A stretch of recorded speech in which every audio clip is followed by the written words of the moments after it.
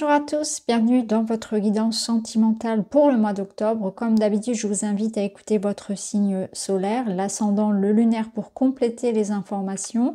Vous pouvez écouter les messages également pour la personne de votre cœur. Vous trouverez en barre d'informations ou dans les commentaires le lien vers les 12 signes. Je vous remercie pour vos petits pouces en l'air, vos likes, vos abonnements et vos messages de retour, votre bienveillance. Je vous souhaite une très belle écoute et je vous dis à tout de suite. Bonjour les cancers, bienvenue dans votre guidance. Allez, on va aller voir ensemble vos messages sur cette période d'octobre. Ouais, trop de cartes qui tombent, je remélange. On va en prendre une pour commencer. Et vous avez la graine de vie. Décidez aujourd'hui de vivre pleinement votre vie, votre incarnation. Alors, on est dans une énergie ici de création et même de renaissance, de libération. Donc tout est possible. Et c'est comme si vous étiez dans un état d'esprit où j'ai envie de vivre les choses maintenant. Une urgence à vivre, votre revanche sur la vie, une envie clairement de kiffer. C'est comme si vous vous disiez, eh bien maintenant je pense à moi, maintenant je me réalise, j'ai envie de faire ça, j'arrête de me poser des limites intérieures, j'y vais, je fonce, je vis ma vie. J'ai un rêve en tête, je me lance, j'y vais.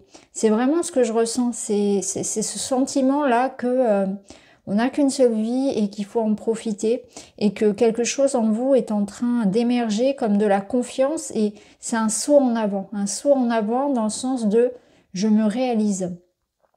J'ose être moi-même, j'ose me lancer vers quelque chose qui me ressemble, qui est moi, montrer ma véritable nature. J'arrête de me limiter, j'arrête de vouloir faire plaisir et je me fais plaisir, je m'écoute davantage. Je vais vers une réalisation personnelle. Alors, on va voir à quoi c'est associé. On va associer cette carte à d'autres messages, bien évidemment, on va aller plus loin que ça. Alors, on a la dent noire. Une page se tourne, la lumière est là. Cherchez à la reconnaître pour transformer votre vie. Alors, on a une carie ici. C'est intéressant.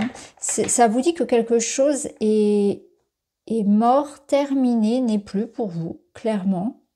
Une page se tourne.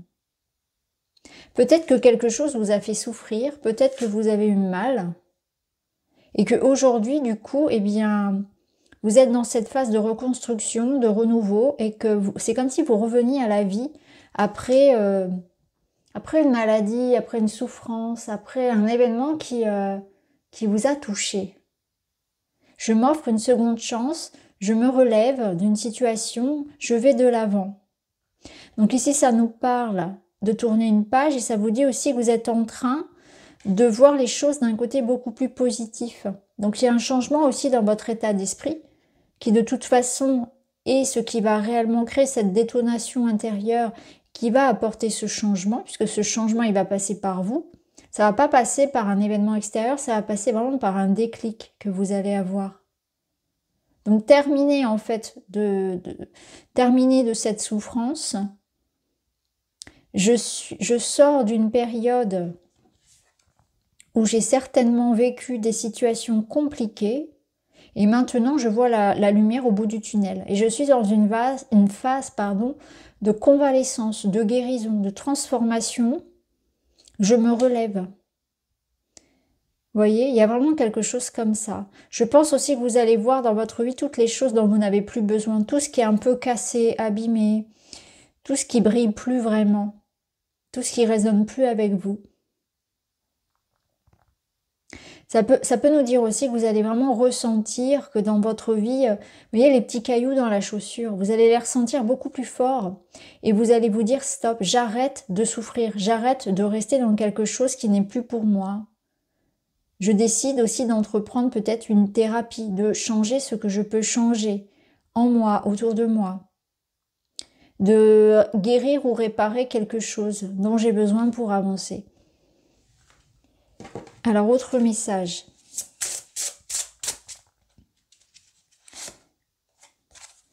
poser ses limites. Il est temps de définir quelles sont tes limites et de les poser, de définir ton espace vital et de le respecter. De cette manière, tes reins et ta vessie n'auront plus besoin de marquer leur territoire. Alors je précise, comme je l'ai dit pour les autres signes, c'est un oracle qui donne des messages du corps. D'où cette notion ici de reins et de vessie. Alors il se peut que vous ayez des soucis à ce niveau-là, au niveau du système urinaire. Mais c'est surtout, ce qu'on va retenir surtout, c'est qu'il faut poser ses limites. Vous voyez, c'est ça, c'est s'imposer, s'affirmer, dire stop, dire non à quelqu'un, à quelque chose. Parce que ça peut être des limites que vous avez vous-même franchies, dans le sens où vous ne vous écoutiez pas, où vous dépassiez vos propres limites, où vous dépassiez, où vous n'entendiez pas en réalité et que vous n'étiez pas dans l'idée d'honorer vos besoins fondamentaux, ou bien ça venait de l'extérieur. Il y avait une forme d'abus, une forme d'emprise, quelque chose qui vous contraignait, quelque chose qui de toute façon n'était pas équilibré, n'était pas sain. Donc je pose mes limites. Je dis oui quand j'en ai envie, mais je sais savoir dire non aussi. Quand je sens que c'est utile, que c'est juste pour moi. Je pense peut-être un peu plus à moi. Je sais cadrer les choses davantage. Je sais me protéger. Je sais à qui faire confiance. Je sais à quel moment je dois refuser. Voyez ? Allez, on va aller voir plus loin. Pour vous, les cancers, on va prendre celui-ci.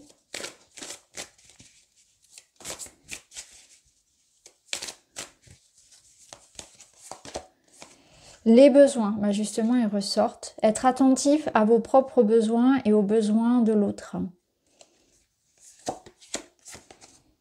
L'impasse. Là, ça nous parle d'une porte, une porte qui se ferme. Il y a une voie sans issue, c'est-à-dire que vous avez pu prendre un chemin qui n'était pas fait pour vous. Prendre un chemin, c'est-à-dire... Ça peut être une relation, ça peut être représenté par une relation ou un mode de fonctionnement dans la relation, ou même une façon de prendre soin de vous. Vous voyez, c'est un petit peu ça. C'est quelque part, on s'est perdu, on s'est trompé, et dans cette situation-là, dans cette voie qu'on a prise, eh bien, on s'est oublié. Ou alors on a oublié, on est arrivé à un point de non-retour dans une relation. On doit réagir quelque part, puisque là, on arrive à un constat un peu comme d'échec. Et si je remets une carte, on a les larmes. Donc ça rejoint un peu cette carie. C'est cette idée que quelque chose doit être libéré. Peut-être aussi que vous vous sentez au pied du mur, vous pouvez vous sentir coincé dans une situation, perdu. Et que là, si vous sentez que la vie vous dit non, vous pose des stops quelque part, que rien ne fonctionne pour vous, que vous êtes en train de subir une séparation, un deuil ou vraiment un sentiment de solitude profond, un mal-être, eh bien c'est que la vie veut vous rediriger vers autre chose et surtout elle vous met au pied du mur pour que vous réagissiez. Donc parfois ça passe par le corps qui montre des signes de détresse. Ça peut être vraiment une situation que vous subissez mais qui va vous mener à réagir pour que vous posiez davantage de limites, pour que vous arrêtiez d'être dans une forme d'impasse ou d'errance. Voyez, c'est comme si on vous disait là tu t'es perdu, ton corps te rappelle à l'ordre.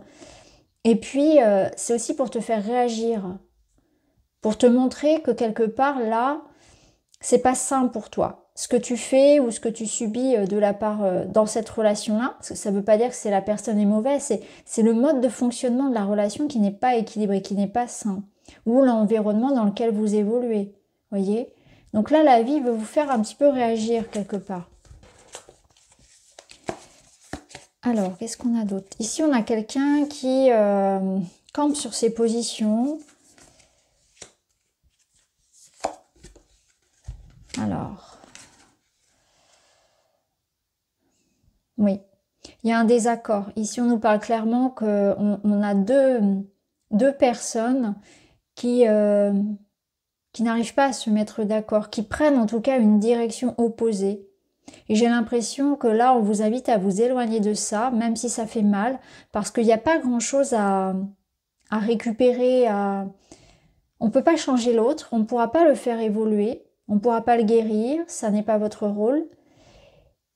Et quelqu'un ici, vraiment, reste très inflexible, peu ouvert à la discussion, peu ouvert peut-être à vous écouter, à entendre ce que vous avez à dire, peu ouvert au compromis. Donc avec des personnes comme ça, on peut rien faire quelque part. Ne perdez pas votre temps, votre énergie, ne donnez pas votre amour, ne donnez pas de vous-même, ne vous investissez pas avec ce genre de situation et de personnes parce que ça sert à rien en fait, ça crée uniquement de la douleur. Là, il y a une direction qui fait que voilà, quelque chose se termine quelque part, mais en même temps, ça vous offre une renaissance. Et la fleur de vie, c'est aussi quelque chose qui permet de purifier, de nettoyer. Je pense que vous en avez besoin. Donc c'est un grand ménage qui n'est pas forcément évident, mais la vie vous redirige vers quelque chose de plus respectueux. Ça vous ouvrira la porte à une renaissance intérieure, au fait de ne pas accepter si peu, j'ai envie de dire, d'accepter que vous méritez beaucoup mieux en fait. Vous méritez beaucoup plus d'attention, votre corps mérite davantage aussi d'attention de votre part. Là, on n'arrive pas à se mettre d'accord. Il y a vraiment une situation où ouais, il y a un désaccord profond, il y a beaucoup trop de différences, on n'arrive pas à concilier les opposés. Peut-être aussi qu'il y a une forme d'entêtement de quelqu'un qui, alors ça peut être vous ou quelqu'un ou une autre personne, quelqu'un qui s'entête à répéter les mêmes erreurs, qui n'arrive pas à se remettre en question. Quelqu'un qui s'obstine à alimenter quelque chose qui est mauvais pour lui. Peut-être que cette personne en a conscience, mais il y a c'est comme une addiction, comme un besoin, et c'est compliqué d'en sortir. Alors, on va voir un autre message.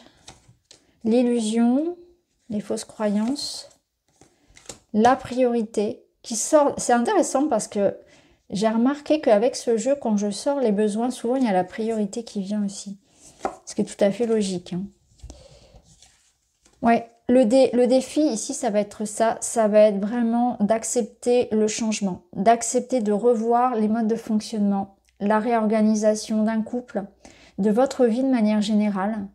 Vous devez vous redonner la priorité. Et vous allez, je pense, avoir ce déclic-là. Il va y avoir une vérité qui va être mise, vérité, prise de conscience, sur des croyances que vous pouvez avoir sur vous-même, sur cette personne, sur le couple, sur la vie de manière générale. Et là, vous allez revenir à l'essentiel, au fondamental. Ça va être votre défi du mois, ça va être ça, de faire tomber les fausses croyances, de faire tomber les masques, de voir les choses comme elles sont, de sortir d'un déni, d'une période d'errance, de flottement, et de reprendre un petit peu les choses en main. D'arrêter de souffrir, de faire passer les besoins de l'autre ou des autres après les siens, enfin avant les siens plutôt. Et c'est aussi prendre conscience que vous pouvez vous libérer de ça. Vous n'êtes pas piégé, vous n'êtes pas coincé, vous avez la clé. On va prendre ce jeu. Alors, je l'ai pas sorti. Je vais le sortir. Voilà. On va prendre quelques cartes de celui-ci.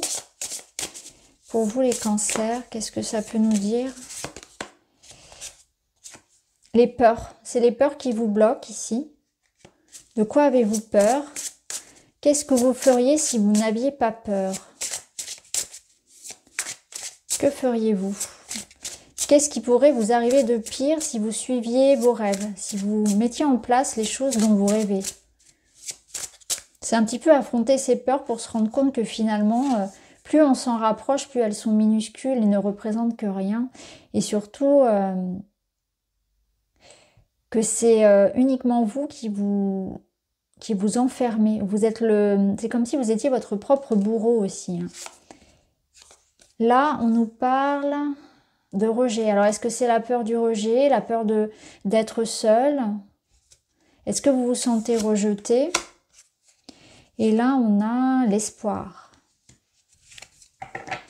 Moi, ce que je ressens ici, c'est que on a peur d'être rejeté, on a peur d'être seul. Et du coup, on s'inflige des situations, on reste dans quelque chose qui nous enferme par peur d'être rejeté, par peur de perdre, d'être... ouais, ça peut être ça, de se montrer. Il y a comme une peur de se montrer peut-être tel que l'on est. Et ici, avec l'espoir, on voit que de toute façon, il y a quelque chose qui, derrière, vous amène à la construction d'une nouvelle relation ou d'un renouveau pour vous,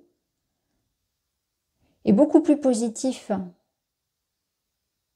Je pense aussi qu'il faut pas, il faut prendre conscience que certaines choses ne sont plus pour vous, parce que le rejet ici, on sent vraiment qu'il y a encore une fois une opposition. Vous voyez, il y a deux énergies très différentes, et je pense aussi qu'il faudrait pas trop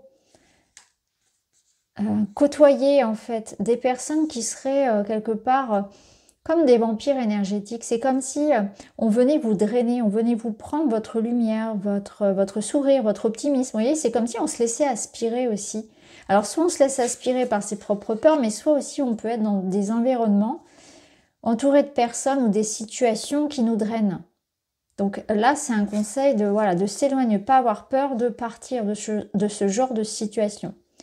Pour d'autres, le message, il est, et ça c'est un message beaucoup plus positif, et notamment pour les célibataires, qu'il pourrait y avoir une nouvelle histoire qui débute. Ça commence léger, et c'est une invitation à ça, un petit peu, voilà, à se laisser porter par les débuts de la relation, par les invitations, par voilà, le moment où on se découvre, et se dévoiler davantage, parce qu'on voit que peut-être que vous avez peur de sauter le pas, de révéler des sentiments, voilà, d'aller vers cette autre personne, de peur justement d'être rejeté, de peur de ne pas être accepté tel que vous êtes. Et là, dans ce cas-là, ça vous précise bien que tout est possible. Parce qu'on voit que pour certains, on a peur. On peut avoir peur d'être rejeté lorsque l'autre nous découvre. Donc on se masque. On peut être dans une adaptation. Peut-être que pour certains, il est question de réconciliation, puisqu'on a le pardon. Donc il est peut-être question aussi, vous voyez, quelqu'un ici qui serait dans une énergie de culpabilité, de tristesse, et l'autre personne qui vient et qui lui tend la main. C'est ce que je ressens. Donc on a aussi cette énergie de réconciliation qui est possible, que tous les espoirs sont permis, en tout cas. Il ne faut pas avoir peur, je pense, de parler et de s'exprimer clairement, hein, de crever un abcès, de dire ce que l'on a sur le cœur, quoi qu'il en soit, sans peur, sans filtre, parce que je pense qu'une communication pourra résoudre bien des problèmes. Alors on va voir avec le tarot ce que ça peut nous dire de plus pour vous, les cancers. On a le diable, l'impératrice et le 9 de bâton.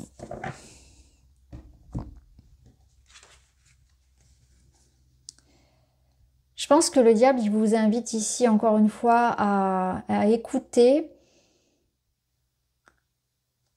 ce qui est bon pour vous, encore une fois, à poser ses limites et à vous libérer. Il y a quelque chose ici que l'on subit. C'est comme s'il y avait, alors peut-être qu'on est dans une addiction, peut-être qu'on est dans une relation un petit peu toxique, malsaine.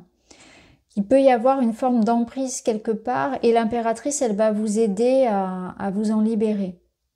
Il y a cette notion ici, avec le 9 de bâton, qu'on commence à être fatigué. Il y a une notion de résilience, de rien lâcher. Donc ça peut être pour certaines personnes un travail que l'on a déjà entrepris et qui est en train de se poursuivre, donc sur des addictions, sur des peurs, sur voilà, des traumatismes qu'on a pu avoir. Peut-être qu'on essaie aussi de combattre ici ses propres démons. Et ça peut vouloir dire aussi que il faut rien lâcher, parce que le diable, il va vous apporter aussi une énergie très, comment dire, de plaisir, de passion, on va dire, une énergie vitale. Donc il va vous aider aussi en vous reconnectant à votre instinct, à la matière. il va vous reconnecter à l'énergie ici dont vous avez besoin. Donc il vient vous redonner de l'énergie quelque part pour donner vie à ce dont vous avez besoin, ce dont vous avez envie. Il vient raviver la flamme. Et l'impératrice, elle va vous aider à mieux communiquer, à aimer, à adoucir une situation. Je pense que là, on vous demande aussi de reprendre un petit peu les rênes. C'est comme si on vous demandait, avec le diable, de réveiller un petit peu votre instinct de survie, à vous reconnecter à une force en vous. Reconnecter à une force en vous qui va vous permettre eh bien, de vous défendre, de vous réaliser. Tout dépend de ce dont vous avez besoin. Mais c'est vraiment ça. Il va aller, ce diable, redonner de l'énergie à ce 9 de bâton qui commence à s'essouffler.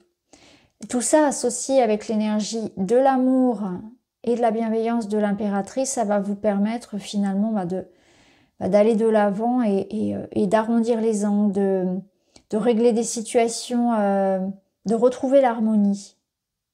Voilà, c'est un bel équilibre en fait. Alors un petit conseil. Le conseil, c'est l'humour, c'est savoir encore rire, c'est savoir apprécier les petites choses avec légèreté et insouciance. C'est un peu dans l'énergie du diable, ce que je vous disais, cette énergie connectée à la terre, à la matière, au plaisir, à la passion, c'est se reconnecter à ses instincts, au plaisir, au chakra sacré, hein, à tout ce qui peut engendrer du plaisir, les plaisirs de la chair. Clairement. C'est aussi une invitation ici à plus de légèreté dans votre vie. Vous en avez besoin parce qu'on voit que vous revenez de loin. Il y a quelque part ici l'idée qu'il est temps de penser à vous, effectivement, de prendre soin de votre corps et du plaisir. Comme si le plaisir avait pu être, le plaisir, le rire, la légèreté, avait pu être mis de côté. Comme si vous ne le méritiez pas ou il n'y avait pas de place pour ça. Il n'y avait pas de place pour ça dans votre vie, il y avait d'autres priorités. Donc là, place à l'humour, place au plaisir sous toutes ses formes, place à la communication bienveillante, place aussi aux soins, à l'idée de s'écouter, de se libérer. C'est comme si quelque chose allait vraiment se réveiller en vous. Ça peut être vraiment la passion qui se réveille, ça peut être vraiment une rencontre qui réveille la libido, hein, clairement le diable, la libido. Quelque chose qui se réveille en tout cas. C'est très fort comme tirage, c'est très intéressant. Alors on termine avec un petit message. Je suis seule responsable de ma paix intérieure. Plus de courses effrénées de peur que tout nous échappe, le plus grand saut dans l'inconnu peut être effrayant mais salutaire pour affronter les peurs, les blessures du passé, c'est la clé de la libération. Bah, c'est exactement ça, hein, c'est l'idée de se libérer ici du passé et d'affronter ses peurs. Et on y va, on n'a pas peur de se regarder aussi en face. Donc plus de courses effrénées, de peur que tout nous échappe. Le grand saut dans l'inconnu peut être effrayant mais salutaire pour affronter les peurs, les blessures du passé. Je suis responsable de ma paix intérieure. Donc c'est-à-dire que là, s'il y a du stress, s'il y a des inquiétudes, vous voyez, c'est ce que je vous disais tout à l'heure. C'est intéressant d'ailleurs parce qu'on avait cette énergie de la peur ici. C'est que là, on affronte une situation et on y va, quoi. On affronte ses propres peurs. Qu'est-ce qu'on ferait si on n'avait pas peur? Qu'est-ce qui se passerait? Qu'est-ce qui peut réellement se passer? Là, c'est l'idée que tout est possible quelque part. On n'a rien à perdre. Donc voilà, c'est aussi prendre ses responsabilités, c'est se faire confiance. Voilà les amis, j'espère que ça vous parle. N'hésitez pas à me dire en commentaire. En tout cas, je vous remercie d'avoir regardé. Je vous embrasse et je vous dis à très vite.